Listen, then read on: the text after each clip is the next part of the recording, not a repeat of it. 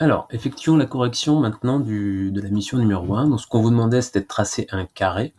Donc, une fois qu'on l'a fait avancer de 100, on l'a fait tourner de 90 dans le sens horaire. Donc, quand il tourne, en fait, c'est par rapport à l'orientation qu'il a au départ. Par exemple, quand il est ici, il est orienté vers la droite. Donc, ce qu'il faut bien comprendre, c'est que sa direction, c'est vers la droite. Donc, il va effectuer une rotation de 90 degrés par rapport à cette orientation-là. Donc, il tourne ici de 90 degrés, ce qui explique la raison pour laquelle il va vers le bas. Ensuite, donc il avance de 100. Qu'est-ce qu'il va falloir qu'il fasse une fois arrivé ici? Même chose, c'est-à-dire qu'il est orienté vers le bas, il descend. Donc, il va falloir qu'on le fasse tourner de 90 degrés ici, toujours dans le sens horaire. Donc dans les commandes là, de mouvement, on va reprendre lui faire une rotation à nouveau de 90 degrés vers la droite. Il va falloir qu'il continue, qu'il avance de 100 à nouveau.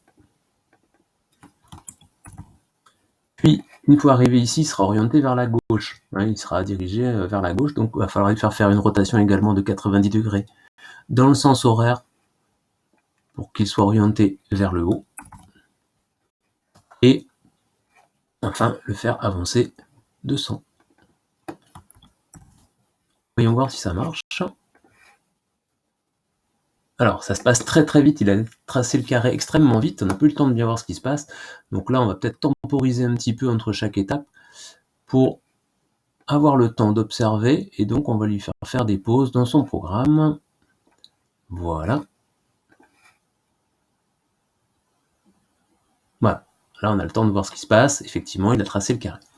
Alors, si on regarde un petit peu plus loin ce qui s'est passé, on voit là dans le programme qu'il y a des commandes qu'on répète plusieurs fois. Par exemple, ici, avancer de 100, tourner de 90, attendre une seconde.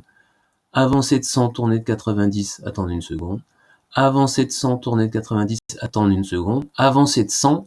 Alors là, il faut qu'on fasse attention. Par exemple, si on devait poursuivre le programme, le chat, cet instant-là, il est orienté vers le haut. C'est la dernière direction qu'il a prise. Donc si on voulait qu'il reprenne la direction initiale, c'est-à-dire tourner vers la droite, on a tout intérêt à le faire tourner encore de 90 degrés dans le sens horaire. Ça veut dire que là, cette commande-là, cette série d'instructions, de 3 instructions, on la répète 4 fois de suite.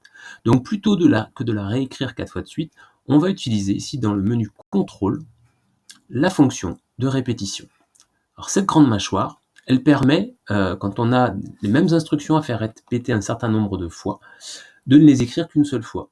Donc là, par exemple, ici, tout ce bloc, je vais l'insérer dans la mâchoire, donc je clique, je le déplace, je le laisse tomber dedans, et je veux faire répéter ça 4 fois. Il va me permettre, moi, de réduire considérablement la longueur du script. Voyons ce qui se passe.